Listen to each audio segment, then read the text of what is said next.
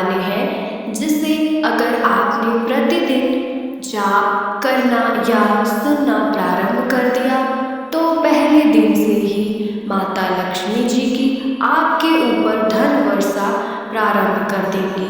आप देखेंगे कि प्रतिदिन आपका ध्यान, यश, वैभव, सुख, शांति, समृद्धि ऐसे बढ़ रहा है जैसे बाढ़ आने पर गंगा मैया में जल बढ़ता है।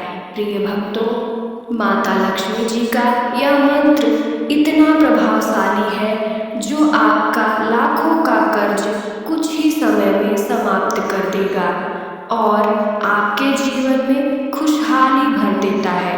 प्रिय भक्तों, अगर आप इस मंत्र को जाप करने में असमर्थ हैं तो आप इस मंत्र को अपने मोबाइल पर सुन भी सकते हैं। जिन भक्तों ने इनके मंत्र को सुना है उनके घर में माता लक्ष्मी का कृपा हमेशा ही बरसता रहा है। प्रिय भक्तों, आइए हम इस मंत्र को शुरू करते हैं। ओम श्रीं ह्रीं श्रीं कमले कमलालये प्रसीद प्रसीद श्रीं ह्रीं श्रीं ओम महालक्ष्मी नमः। ओम श्रीं ह्रीं श्रीं कमले कमलालये प्रसीद प्रसीद श्रीं ह्रीं श्रीं ओम महालक्ष्मी नमः।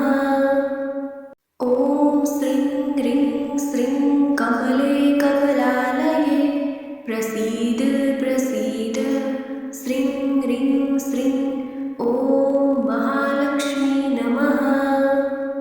ओम श्रीं ह्रीं श्रीं कमले कमलालये प्रसीद प्रसीद श्रीं ह्रीं श्रीं ओम महालक्ष्मी नमः।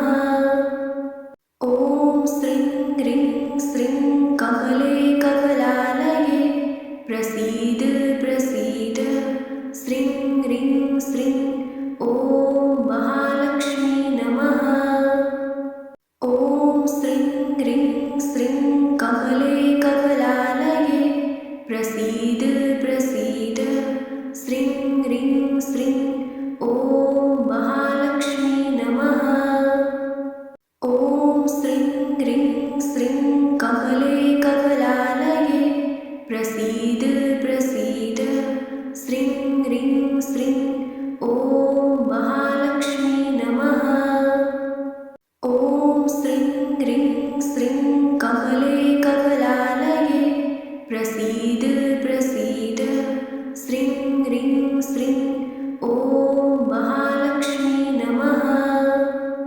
ओम श्रीं ह्रीं श्रीं कमले कमलालये प्रसीद प्रसीद श्रीं ह्रीं श्रीं ओम महालक्ष्मी नमः।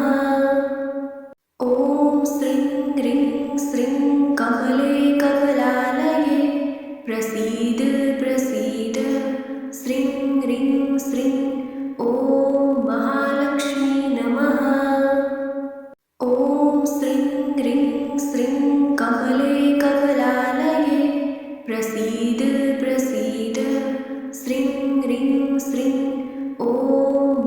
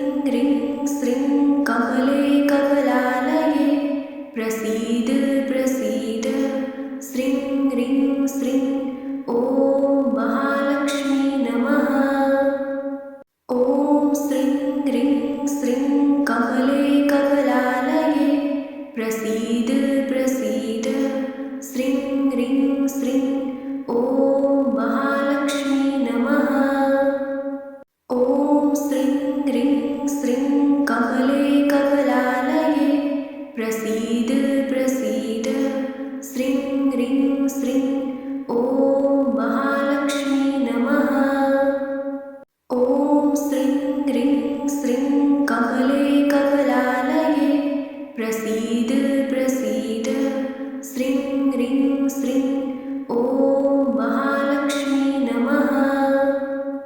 ॐ श्रीं ह्रीं श्रीं कमले कमलालये प्रसीद प्रसीद श्रीं ह्रीं श्रीं ॐ महालक्ष्मी नमः। ॐ श्रीं ह्रीं श्रीं कमले कमलालये प्रसीद प्रसीद श्रीं ह्रीं श्रीं ॐ महालक्ष्मी नमः। ॐ श्रीं ह्रीं श्रीं कमले कमलालये प्रसीद प्रसीद श्रीं ह्रीं श्रीं ॐ महालक्ष्मी नमः। ॐ श्रीं ह्रीं श्रीं कमले कमलालये प्रसीद प्रसीद श्रीं ह्रीं श्रीं ॐ महालक्ष्मी नमः।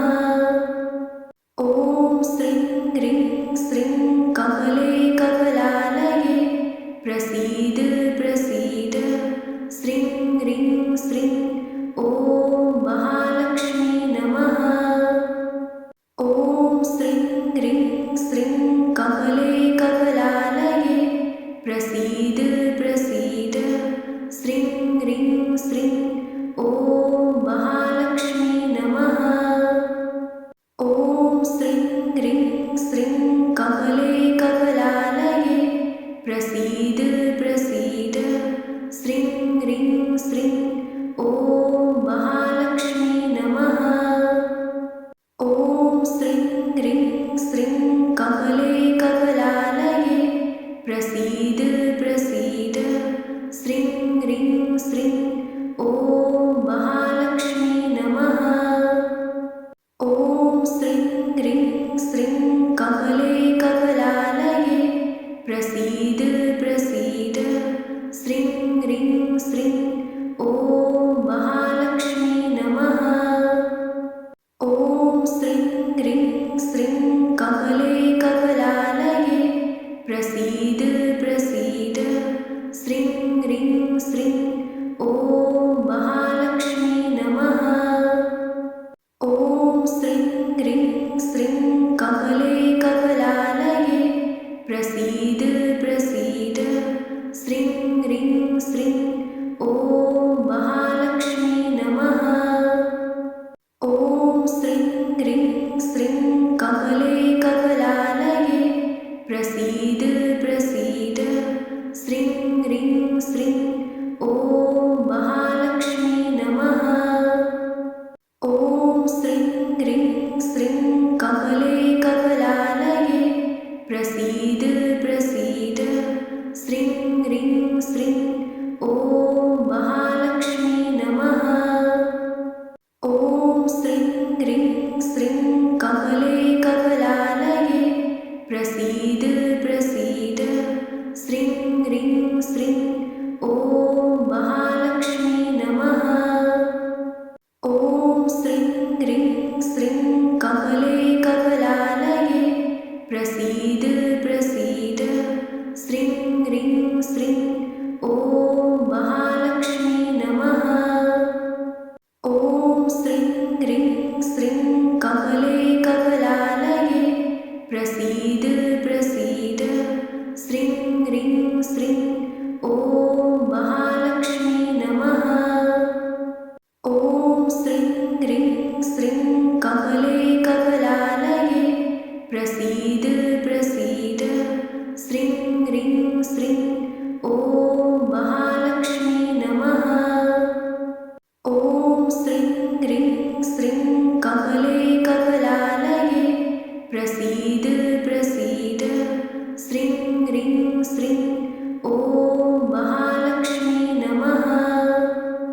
ॐ श्रीं ह्रीं श्रीं कमले कमलालये प्रसीद प्रसीद श्रीं ह्रीं श्रीं ॐ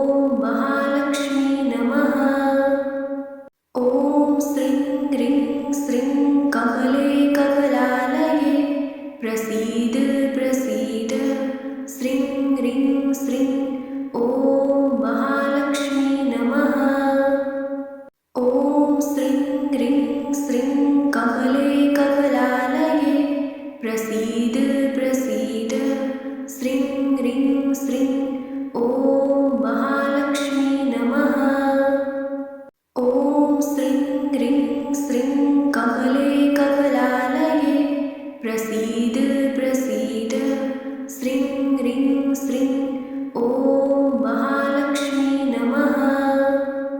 ॐ श्रीं ह्रीं श्रीं कमले कमलालये प्रसीद प्रसीद श्रीं ह्रीं श्रीं ॐ महालक्ष्मी नमः।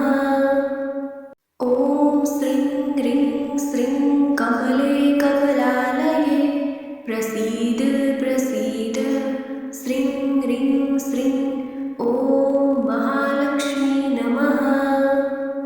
ॐ श्रीं ह्रीं श्रीं कमले कमलालये प्रसीद प्रसीद श्रीं ह्रीं श्रीं ॐ महालक्ष्मी नमः। ॐ श्रीं ह्रीं श्रीं कमले कमलालये प्रसीद प्रसीद श्रीं ह्रीं श्रीं ॐ महालक्ष्मी नमः। ॐ श्रीं ह्रीं श्रीं कमले कमलालये प्रसीद प्रसीद श्रीं ह्रीं श्रीं ॐ महालक्ष्मी नमः।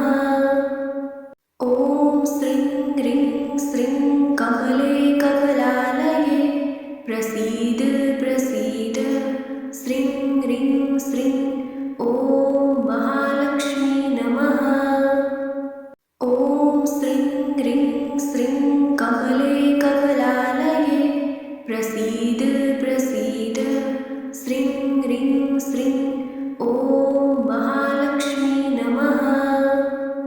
ॐ श्रीं ह्रीं श्रीं कमले कमलालये प्रसीद प्रसीद श्रीं ह्रीं श्रीं ॐ महालक्ष्मी नमः। ॐ श्रीं ह्रीं श्रीं कमले कमलालये प्रसीद प्रसीद श्रीं ह्रीं श्रीं ॐ महालक्ष्मी नमः। ॐ श्रीं ह्रीं श्रीं कमले कमलालये प्रसीद प्रसीद श्रीं ह्रीं श्रीं ॐ महालक्ष्मी नमः। ॐ श्रीं ह्रीं श्रीं कमले कमलालये प्रसीद प्रसीद श्रीं ह्रीं श्रीं ॐ महालक्ष्मी नमः। ॐ श्रीं ह्रीं श्रीं कमले कमलालये प्रसीद प्रसीद श्रीं ह्रीं श्रीं ॐ महालक्ष्मी नमः। ॐ श्रीं ह्रीं श्रीं कमले कमलालये प्रसीद प्रसीद श्रीं ह्रीं श्रीं ॐ महालक्ष्मी नमः। ॐ श्रीं ह्रीं श्रीं कमले कमलालये प्रसीद प्रसीद श्रीं ह्रीं श्रीं ॐ महालक्ष्मी नमः। ॐ श्रीं ह्रीं श्रीं कमले कमलालये प्रसीद प्रसीद श्रीं ह्रीं श्रीं ॐ महालक्ष्मी नमः।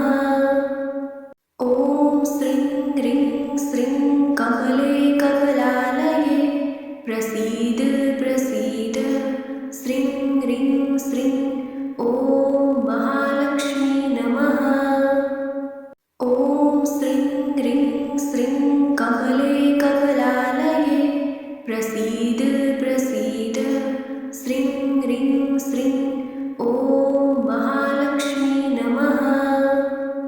ॐ श्रीं ह्रीं श्रीं कमले कमलालये प्रसीद प्रसीद श्रीं ह्रीं श्रीं ॐ महालक्ष्मी नमः। ॐ श्रीं ह्रीं श्रीं कमले कमलालये प्रसीद प्रसीद श्रीं ह्रीं श्रीं ॐ महालक्ष्मी नमः। ॐ श्रीं ह्रीं श्रीं कमले कमलालये प्रसीद प्रसीद श्रीं ह्रीं श्रीं ॐ महालक्ष्मी नमः। ॐ श्रीं ह्रीं श्रीं